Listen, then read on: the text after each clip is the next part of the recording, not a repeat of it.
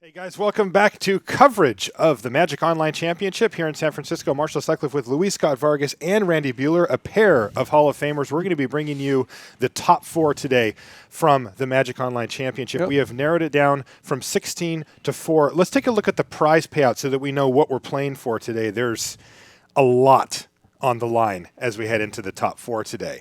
$25,000 for first place is sort of the tip of the iceberg when it comes to what you get out of this tournament. Yeah, it's not really just 25,000. Right.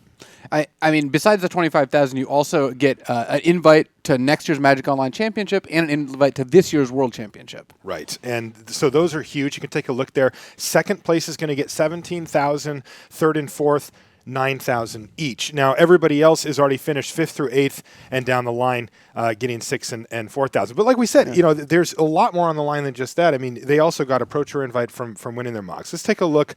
So one thing, if you haven't been keeping up with the coverage of the Magic Online Championship, we play this on Magic Online. That introduces a few rules wrinkles that we're going to show you here. Nothing major, but it is a little bit different than what you might be used to if you watch a lot of live Magic here on the stream. Mainly, there's no draws, intentional or otherwise. There will be a winner of every one of these matches no matter what. Now, we're in the top four anyway, so that's normally the case. But players have 50 minutes. We've actually bumped this, Right. Randy? Yeah, I was going to say that. For the top four, it's 40 minutes per player. So instead of 25-minute clocks, they've been given an extra 15 minutes. And we certainly don't want one of these matches to get decided on time. Right. But it is Magic Online, so if you run out of time, you lose the match. That's right. And then last but not least, normally we have the die roll determined by seeding, but here it's going to be the Magic Online way. It's going to be a dice roll. So that's going to determine who gets to go first. We're going to be playing standard. Let's take a look at the legal sets in standard, just in case you haven't been keeping up. We've got a medium-sized standard right now, Luis. Yeah, trending towards large. I mean, this is all the sets, but I guess two if you count Magic 2015 and then Journey to Nyx. Right, so you can see that we've got the full Return to Ravnica block plus 2/3 of the Theros block and Magic 2014 as well. Let's take a look at the standard metagame that led us to this point. So again, we played 4 different formats to get here. The last one was standard. This is what we saw yesterday. Randy, what do you make of the standard metagame as a overall? Not a ton of surprises. I mean, there's some interesting decks down in the one-offs, the Mesa Zen deck. The Dredge deck, I think, honestly, at lunch yesterday, a lot of people were like, I think Ansi might have made the right choice. That Dredge deck looks awesome. It was not awesome. It was 0-4 for him, unfortunately. Right. Black Devotion definitely does seem like it's still the boogeyman here.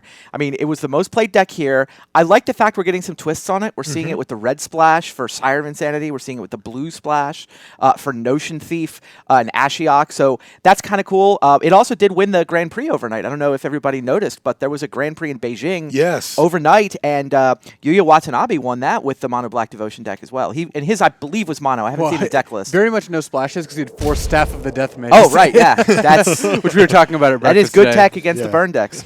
All right, so that brings us now to the top 4 of this tournament. So let's take a look at the bracket and go through the players that we're going to be seeing play today. Remember, they had to win a Magic Online Championship qualifier just to get here, and now they've gone through 2 days of competition to get here. Let's take a look at our first player, Lars Dam. He's from Denmark, and he is on Black Devotion, a little bit of blue in there, too.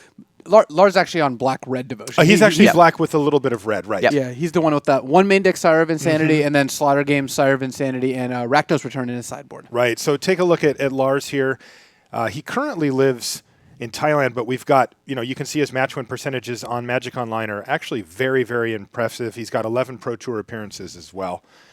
Yeah, by far the best winning percentage of anybody in the field. And he just crushed this tournament. I mean, look at that. Well, he wanted to keep his winning percentage intact. I guess so, yeah. Maybe you've got to. May have exceeded it even here. 11-3. It gets what nobody was close to him all weekend. He just had a 2-game lead on the field for much of yesterday. Yeah, he was one of the few people that were really safe down the line. Going down our bracket, he is going to be playing against Dmitry Budakov, our returning champion. He's playing Esper Control. And you can take a look.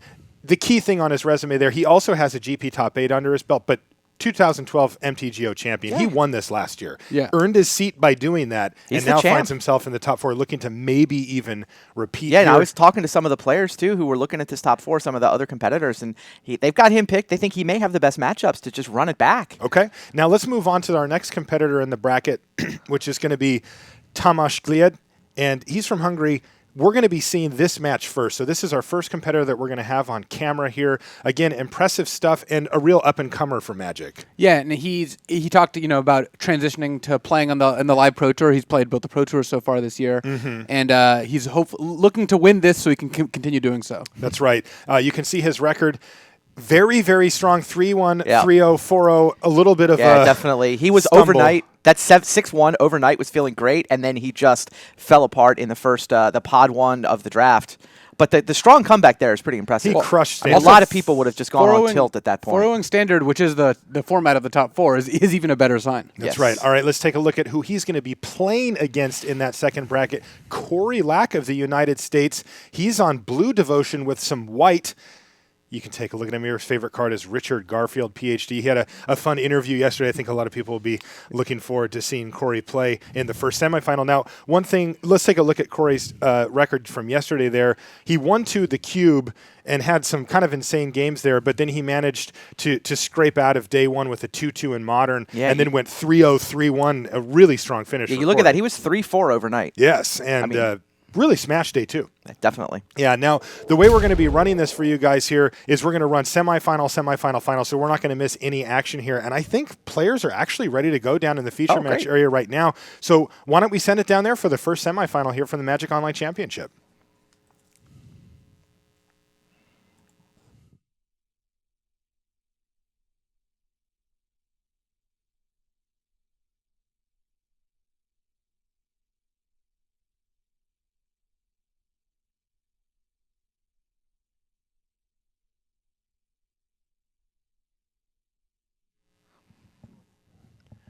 Hello and welcome to coverage of the Magic Online Championship. I'm Marshall Sutcliffe in the booth.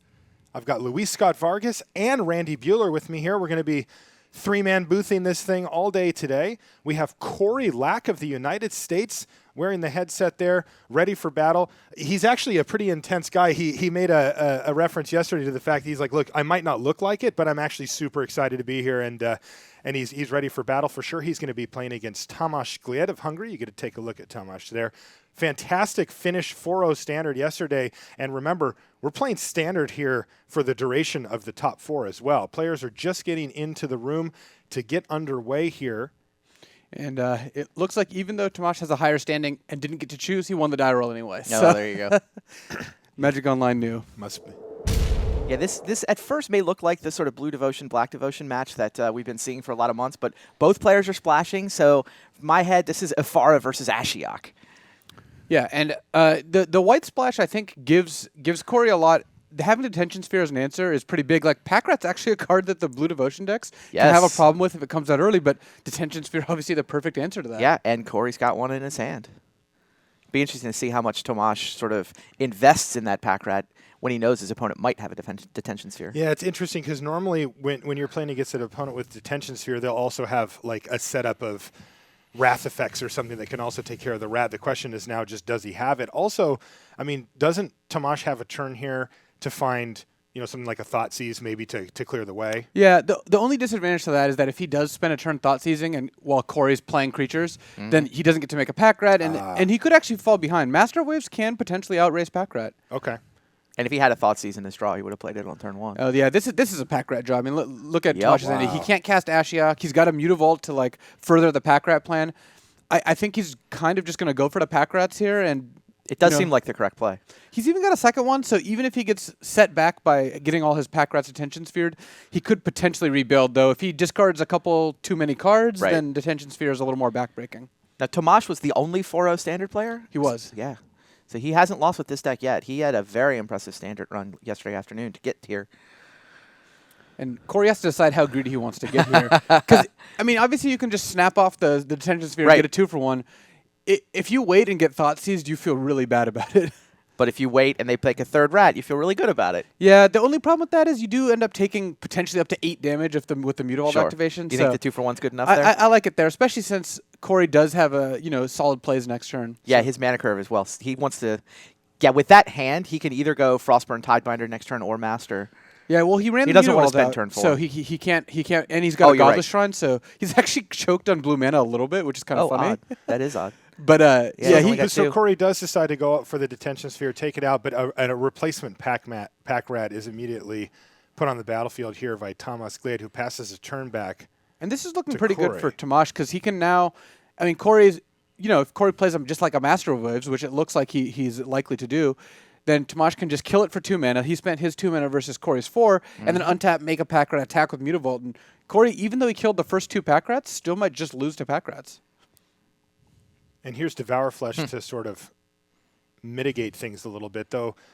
You got to figure if Tamas was on the Bilebite plan here anyway, he just doesn't want to take extra damage from the the Cloudfin Raptor there. Or? I think I would have been tempted to just Bioblight the Master of Waves, right? Because you don't have to kill the Cloudfin Raptor, and now Tamas actually can't make a rat. Whereas if he had done it the other way, this turn he could make a rat. So I think it's close, and he was hoping to draw a land there. But yeah, if he draws a land, he can go 5th land, Bioblight, and rat. But I'm with you. I wouldn't want to bank on drawing a land there. You can let judges. You can let the Cloudfin Raptor hit you for 1. That's not a big deal. That's not what this game's about. Tamas is at 20 right now. Exactly. Yeah. All right, he's trying to plan out this turn, though. I mean, is he considering just using the Hero's Downfall, figuring, well, if I'm not going to get to make a rat this turn anyway, I might as well just use up the more clunky removal spell here? Yeah, I think that's the idea, and that's exactly what he does, actually. Okay. The reason, like you said, the reason that it's better to do that is every mana counts when you have a pack rat going and a Mutavault, so any excess mana can be used very efficiently. And there aren't very many creatures that Cory could play that don't die to Bioblight. Right. He actually has one that he could play here. He has Frostburn Weird that doesn't at least immediately die to Bioblight, but pretty close.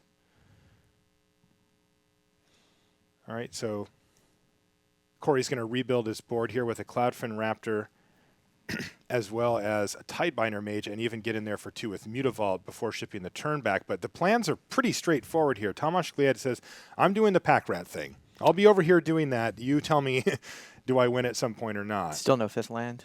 Yeah, and Tamas doesn't really have a ton else going on. I mean, he can't cast Ashiok. Bioblight is fine here. It'll trade for either one of Cory's creatures. But it means no rat. But it means no rat. And then Lifebane Zombie is not as impressive as making a rat, I don't think. I agree with you. So is this turn just Tamas Glied makes a rat? I think that making a rat is the most likely play that ends up here, but he could potentially, if he is really worried about Cloudfin Raptor, he could Bioblight away the Cloudfin Raptor. He did seem to give it quite a bit of attention earlier, though. Sitting at 18 life still, he's got some room to work with here. And you also have to be really tempted to play a 3-cost card this turn, which is either making a rat or a Lifebane Zombie, rather than the 2-cost card, which is Bioblight. Right. You're not going to get to play 2 spells a turn if you play Bioblight here. You're locking yourself into never playing 2 spells in the same turn. Yeah, so that 5th mana does allow him to make a rat and activate a Mutavault. That's the other nice thing the 5th mana does. He's going to discard Ashiok here, which he can't cast at this time anyway, so solid value. Going to activate Mutavault as well to get in for an extra point of damage and pass a turn back with a pretty nice board here. Double Pack Rat and a Mutavault. And there we have it. Cory drew, I think, the card he wanted to draw most in the entire deck. Absolutely. And Tamas played into it, too, with the main phase Pack Rat. Yeah, which I think was a very reasonable play. I agree. But he is definitely getting hurt by it here. I agree. So the second detention sphere of the game here for Cory Lack has all of a sudden swung the favor back in his direction pretty strongly. Yeah, I feel like you called it, Luis. This matchup was not great for the Mono Blue Devotion, but now that splash of white, those detention spheres seem like exactly the kind of thing you need to tilt this matchup over to blue side. They were backbreaking. They both traded for 2 cards and 5 mana. Yeah. So what's the recovery plan here for Tamas? Looks like Lifebane Zombie is his first play. He drew a Grey Merchant, which is actually not an unreasonable draw. He can't cast it yet, but Grey Merchant is one of the cards that it can block Frostburn Weird and Tidebinder Mage and can gain Tamas a couple life. Tamas is still at 14. He's not dying all that quickly, except... Wow, Cory Lack draws Thassa here and plays it. Cory's Devotion's paying off. I mean, he just peeled a Thassa, which is exactly what he wanted also. It's another big threat. Saw a little smirk from Cory like, yeah, well, sometimes you run good, I guess. Tamas seems to be kind of smiling about it, too. He knows. Yeah, he knows where all that came from. And this game was so tight that Tamas really didn't have the breathing room to avoid it. He got. I don't think he did anything wrong. I mean, maybe there's that one turn he could have used his mana a little bit differently, but it wouldn't have mattered. If anything, it would have just been even worse. Yeah, if he would have gotten 3 for 1 by the top deck detention sphere instead of 2 for 1. Exactly. So I think the trade here makes sense. Cory's not anywhere close to losing Devotion, though, with the double detention sphere helping out. I mean, I guess if the Frost Rumored now dies, then he's out, but even then, he's in really good shape. And that's going to do it. Tamas Glied draws his card for the turn.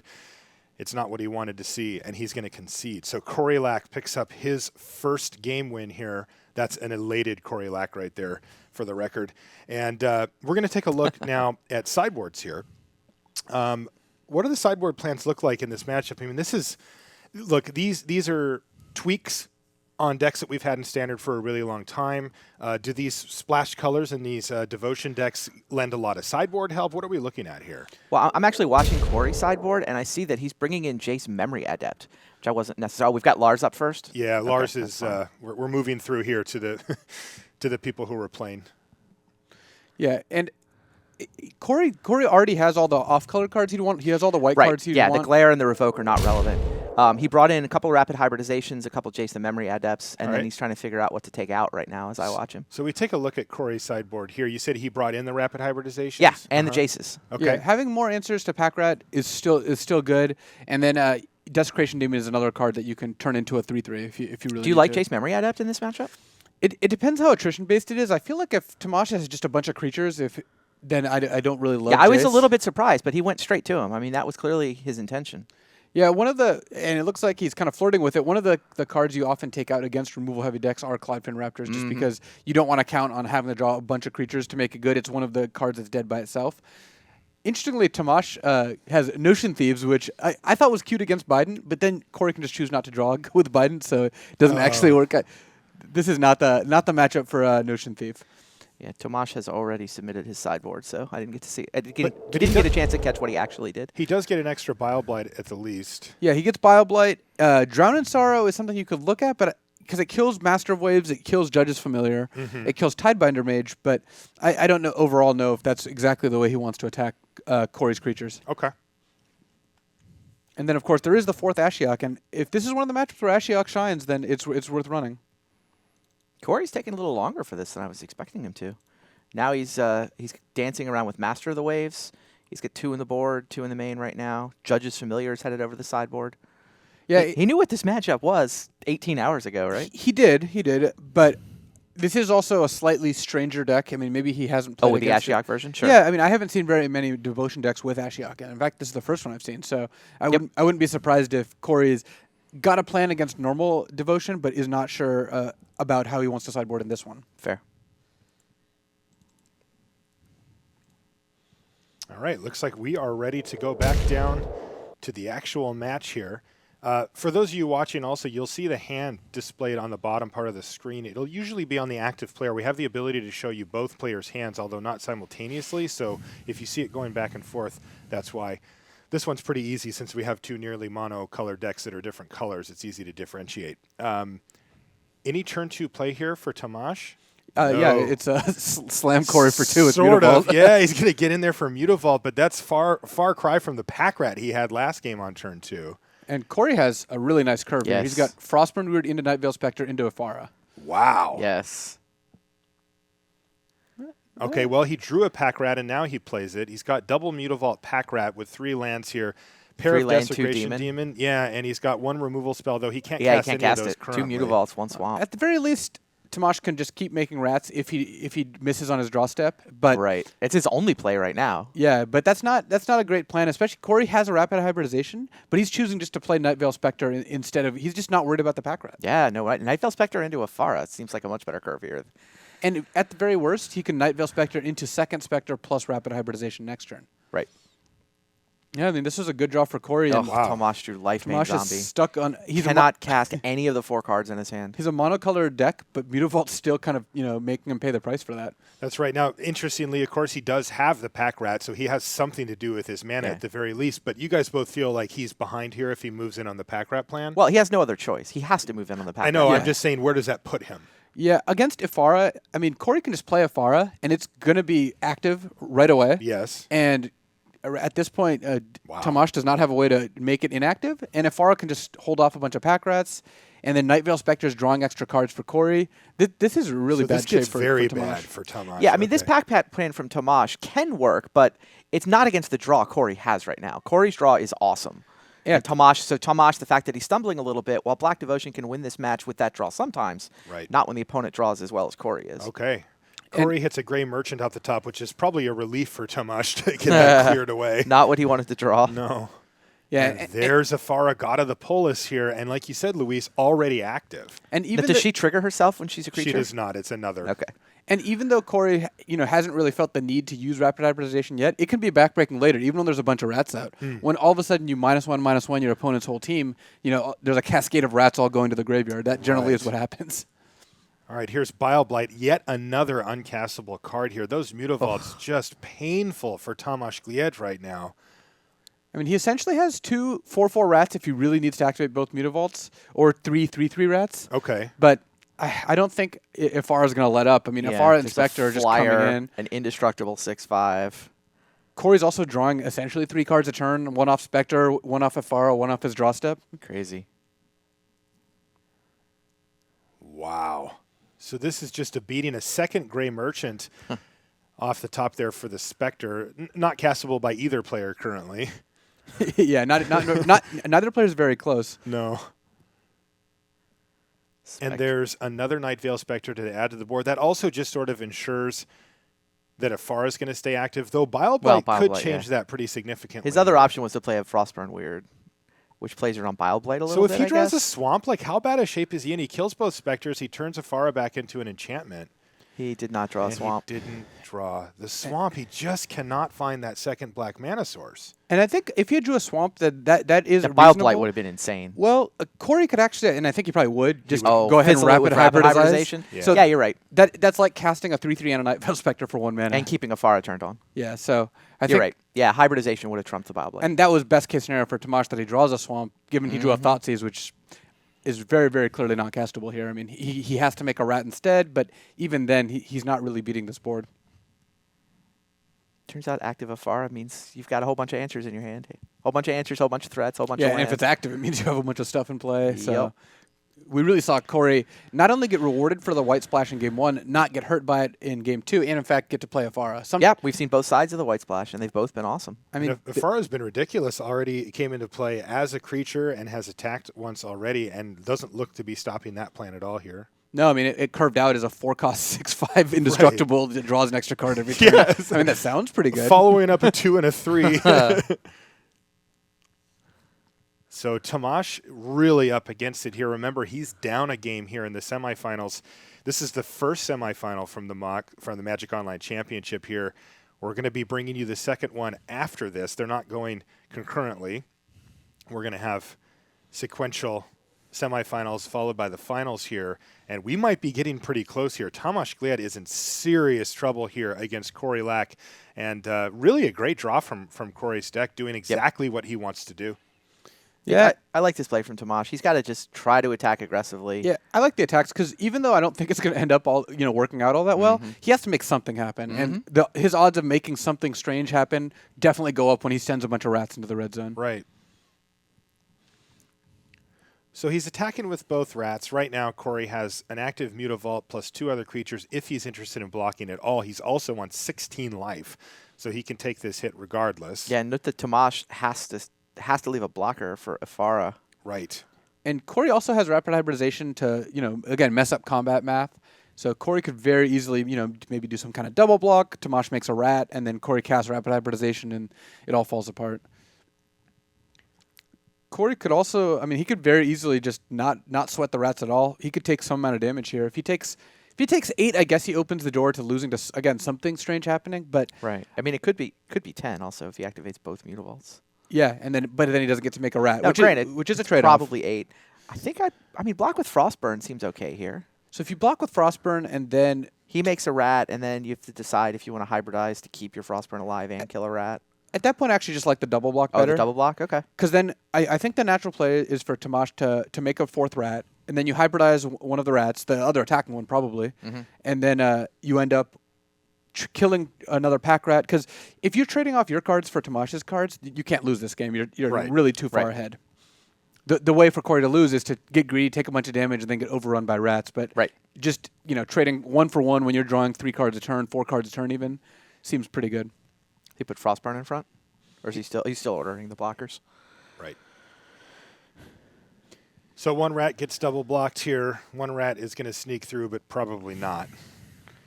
And Tamas could rapid hybridize the untapped rat, and just so, or Cory could hybridize the untapped rat so Tamas has less creatures, but that doesn't seem Then he like. gets it. I mean, he's got the 3/3. Yeah, that doesn't seem like it makes that much sense. Rather just not take damage. Now, should Tamas be trying to kill the Weird or the Spectre here? The fact that he can't block the Spectre makes me want to put the Spectre in front, and then I'm not even obliged to make a rat. Yeah, Spectre's I think better. And that looks like that's what he's done. And you could also not make a rat here. You can just pass. Right. I mean, your 3/3 is beating up a Nightveil Spectre. Yeah, that's not too bad for you. Although it is interesting that Tamas does have that Bile-Blight sitting in his hand, so he's one swamp away. Sure, from I'm to sure get that's why both this became a Spectres. hard decision. That Yeah, makes sense. trying to get greedy and hope that you can catch 2 Spectres and a Bile-Blight is one of his ways to come back this game. And he is at the point here where he needs to be greedy. I mean, it's something. Yeah, when you're this extraordinary far is gonna behind, have it's to happen. okay. Yeah. It's okay to try to get lucky because it's your only out. And interestingly, on the other side, Cory Lack is in the complete opposite scenario where he needs to be as not greedy as possible because he's in a board state where if things continue along this same path, even remotely close to the same path, he's going to win. Yeah, definitely. That's exactly what's happening. So Tamas is still, he hasn't committed to his block. Okay, now he it has. looks like he's going for Nightveil Spectre. Yeah, and now if you're Cory, you just let this happen? Yeah, I mean, neither player needs to do anything. If Right. Tamas makes a rat, that forces Cory's hand. Cory could also not even hybridize. Not here, it doesn't. Well, if Tamas makes a rat. If Tamas goes up to a 4/4. Well, but I mean, the 3/3 is enough to beat up the Nightveil Spectre. But right now the 3/3 is dying. Oh, it's dying. Right. You want it to die. You're right. But then Cory could also even just on the board pump Frostburn Weird. So we've got, I mean, Yes. both players have options here. And, I mean, obviously Tamas is the one who has to pass first. Yeah, so it's on Tamas right now. I'm sure this is part of what he was thinking about when he was ordering those blockers was, is he going to make a rat? What might happen to him if he does make a rat? Yeah, this is one of the subtleties of Magic that sometimes gets lost, but is very clear on Magic Online, which is that the active player, the player who's attacking, they have to pass priority first, meaning that if he wants to make a rat or do a trick or use a removal spell or anything along those lines, he has to do it. If he passes priority, he loses the option to do it unless Cory decides to open that door for him. which is actually one of the reasons I like Magic Online. I mean, I'm sure you guys have all run into live Magic where both players are kind of looking at each other, Right. trying to Yes. are you going to do something? Whereas Right. here it's just very clear. It's like Tamas is going to do something, and he is going to make a rat here. Yeah. All right, so Tamas makes a rat by discarding one of the 2 Desecration Demon. Right, and now Cory can either use hybridization to kill a rat, presumably the attacking 4/4, or he could pump Frostburn Weird to finish killing off this rat. He's going to hybridize. Cory had a the plan. rat. Yeah, he had plenty of time to think that one through, Yes. and he knew exactly what he wanted to do. Right, so that shrinks the rats to 3/3s. Well, he actually killed the attacking rat. He didn't want to lose anything. Oh, he killed the one he was blocking? Yeah, so he took the Right. 3 points of damage. Got it. And he just chose to keep the 2 Nightveil Spectres, and of course, Yeah. immediately rewarded Oh, here. my Wow, he finds Really? the detention sphere, and Tamas Glied, he kind of he gave that wry smile of defeat, pretty much. I mean, Wow. that, should that has do to it. just be game. Yeah. Yes. And it's not literally lethal. No, 2, 3, Tamas 4, goes down to 5. 3, Yeah. but he has to chump at Farah, go to 3, and facing 5 creatures next turn. Jeez. So it looks like Cory Lack is going to be into the finals here of the Magic Online Championship. Yes. Not on this attack, but probably on the next one. I mean, Tamas is going to take his draw step here, but It's almost better to lose this way if you're Tamas. I mean, there wasn't anything you could do about it. that's true. It's You not, made none of your decisions cost you anything. That is true. And He's going to draw, and then he's going to concede. that's going to do it. Cory Lack advances to the finals. Wow. That was fast. That was fast. That was a quick and brutal beating. It took 3 minutes off Cory's clock, or 8 minutes off Cory's clock, Yes. and Yeah. only a 18-minute few match? Yeah. There you go. So Cory Lack is our first finalist. He's from the Massachusetts area. And Tamas Glied is going to have to be happy with $9,000. Yeah, heads back to Hungary with Quite the $9,000. consolation prize. Not too bad. bad. But like we mentioned before, Tamas has also been popping up on the Pro Magic circuit in GPs and PTs as well. So yeah, I don't think that's the last we'll see of Tamas Glied. Definitely not. Yeah. So great stuff. Our next match we're going to be lining up for you. Why don't we take a look at our players for that again? We've got Lars Dom. Oh, actually, I think we're going to have an interview with Cory, which is Great. something that Oh, that should be fun. I'm kind of excited for. Yeah, he gave a particularly interesting interview yesterday. That was awesome. He was really funny. So we're going to let them get set up, but BDM's going to get ready, and once he's ready, we're going to go down to that. Looking forward, we have one more semifinal, and then we're going to be bringing to the final. Actually, BDM's ready to go with Cory Lack right now down in the tournament area. Hi, everybody. Brian David Marshall here from the floor of the Magic Online Championship. I'm here with Cory Lack. Cory, I missed a little bit of the action yesterday, and when I left the tournament area, you were kind of clustered near the bottom of the pack. Now you're going to be playing for the Magic Online Championship next round. What went right for you yesterday? I think there's almost an irony in it. There was a sense of resignation in my head that I'm not going to make top 4 or top 8 even. I guess I'll just keep playing. And I think sort of that more laid-back attitude actually allowed me to play better and sort of rise back up through the ranks as opposed to just having pressure looming over my head. Every round just became a game of Magic that you're trying to play, very much the Magic grinder mentality? Yeah, it was almost, I guess I'll keep playing. And then before I knew it, I'm glad I kept playing. So that I gotta say, you made Afara look really good there when you played it as a creature on turn 4. Yeah, that doesn't tend to happen very often, especially with one Afara in the deck. I'll come out and say it. I think I got pretty lucky in those matches, even excluding Tamas having to mold to 5. I thought that was kind of. I mean, I'm glad I won, but I think it was sort of anticlimactic, probably for the viewers at home. So But there's a little bit of pump the fist though when your opponent mulls to 5 at these stakes. Yes or no? It's a bittersweet thing. It's sweet because I win, but it's bitter because it has to be like that. Sure. So what are you thinking about now as you prepare for the finals? And suddenly that kind of carefree attitude might be gone. I try not to. I try to keep myself relaxed during the games. I like to ham it up for the camera, as I'm sure people have noticed at home. Treat it sort of like this is a show, this is fun. People like watching this, I'm going to like doing it. And if I get too bogged down in, what am I going to do? I think it makes me play worse, and I think it makes it less enjoyable all around. So I think it's just a better experience for everyone. So part of winning a spot at the Magic Online Championship is that you get a qualification for the Pro Tour. You're qualified for a Pro Tour journey into Knicks. What are you thinking about as you go into playing? Is that going to be your first Pro Tour? It will.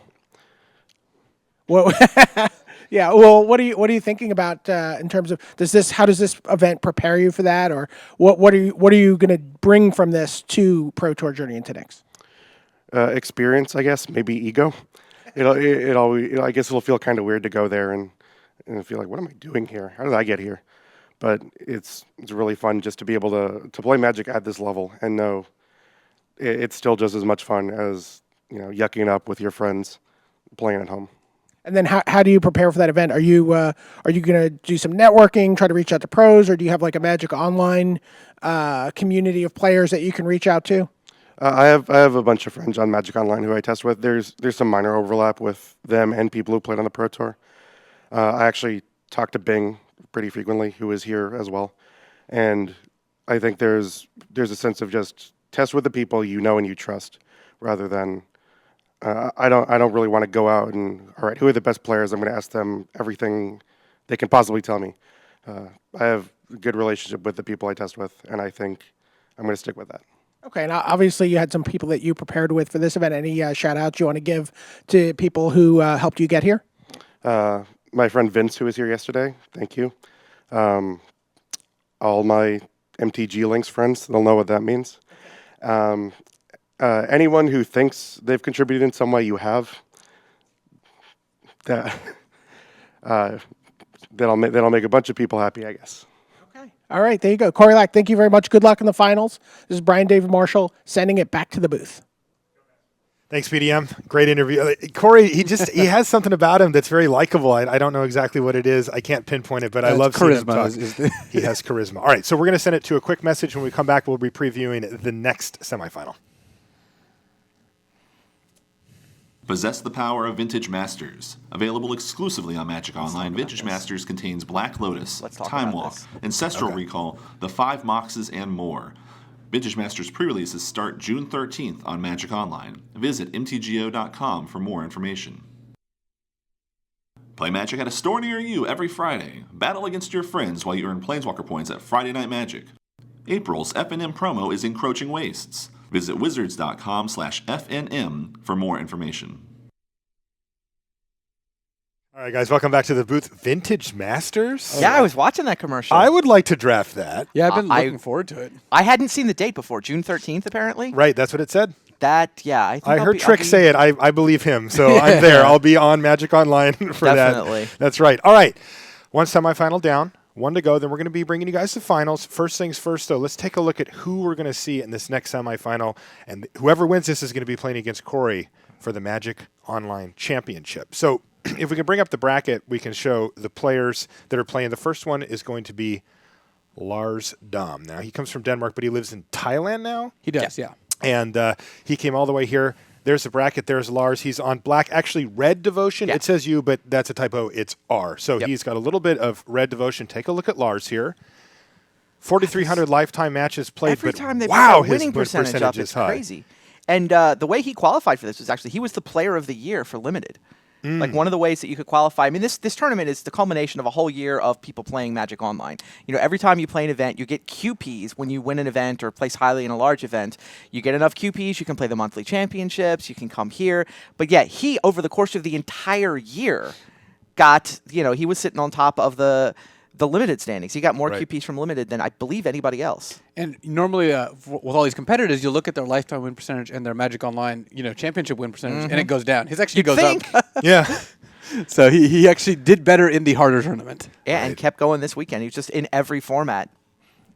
Yeah, he's been truly dominant. He also was our #1 seed and really far and away above the competition here. He was, a couple of match wins ahead for quite a while and finished alone atop the standings. Why don't we take a look at his deck list here?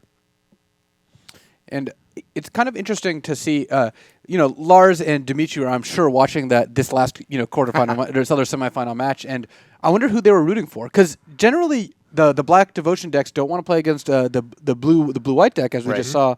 I wonder what Dimitri wanted to play against, because if Dimitri wins this match, he now plays against blue devotion, which is not something you normally are fearing, but Dimitri lost to Cory in the Swiss. Okay, interesting. So you can take a look at what Lars is going to be playing here. Nearly mono black. It's a black devotion deck. Yeah, and it's clearly got a the little black bit of devotion archetype. He's gone with the touch of red. That really broke out at Cincinnati last weekend. Eric Froelich had success with that. Some other people. David Ochoa was playing. Yeah, exactly. But we told this story yesterday. It's worth retelling. This exact 75 card deck list, Lars was still fiddling with it, and he didn't realize that Wizards had asked him for a final deck list. He was actually flying. He had visa issues. He was checking everywhere in his email to try to find out his visa to get to the United States from Thailand. He's in Seoul, Korea, which was his connecting airport. Yes. He's checking his spam filters.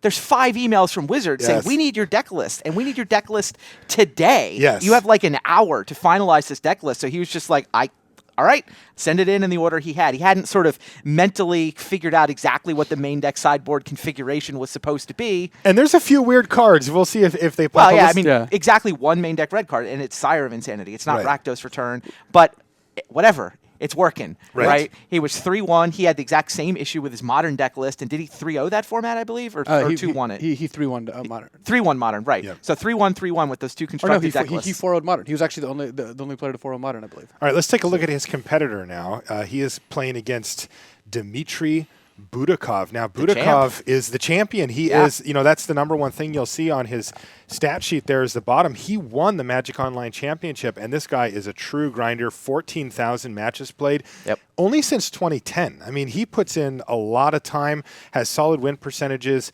and he always plays the Mox. He's played 203 Mox matches. And like I said, though, the key here is he won last year, and he's on the trail potentially to back-to-back Magic Online Championships. Let's look at his day one record. I think we have that next.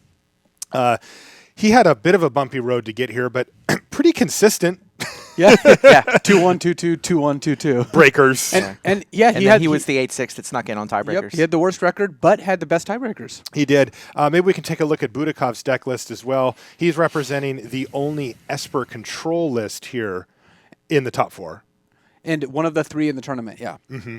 So, thoughts? We have black with a little bit of red versus Esper control. How does this normally play out?